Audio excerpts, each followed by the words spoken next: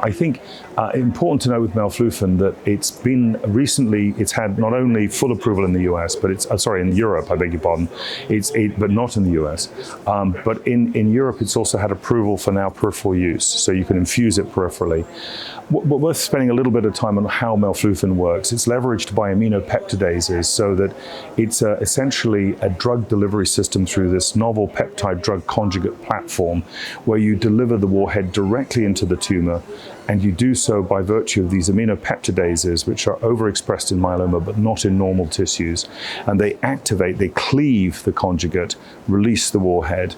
And what's so interesting is they change the membrane characteristics of the tumor cell, allowing more drug to enter, which is very important. So in a sense, it's actually funny, we're here in Athens, the analogy I'd use is it's a Trojan horse.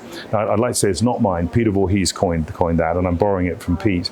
But the bottom line is, it is truly a Trojan horse. It not only gets into Troy and the Greeks come out of the horse, but what's very important is the Greeks open the gate and more comes in. And that's an important concept to understand. So it's a highly targeted delivery system for the alkylator warhead, and in turn that's highly immunogenic. In addition to that, of course, as I mentioned earlier, it hits both nuclear and mitochondrial DNA, which gives it this ability to overcome classic pathways of resistance like 17P. So combining it has been very exciting. When you combine it with Bortezomib, the response rates are over 70%. When you combine it with Daratumumab, the response rates are over 70%. And we just published this work from the ANCHOR study in Hematologica recently.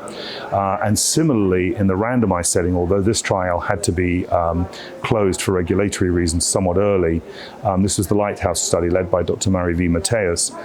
Mary V showed that if you combine Daratumumab with Melflufen and Dexamethasone and compared it to Daratumumab and Dexamethasone alone, there was a striking benefit to the combination over the single agent. Now, I want to be careful because obviously it didn't fully enroll, but it was about 30 patients per arm. But even with such a limited enrollment, the differences were striking. So I'm hopeful there will be combination trials in the future, particularly in the US, as we try to revisit this important agent, in my opinion, to really see if we can better define its clinical benefit and do so in a way which obviously has a regulatory pathway in the US, because obviously fully approved in Europe, and obviously we have some work to do in the US to get it back on track, in my opinion, but I'm very hopeful.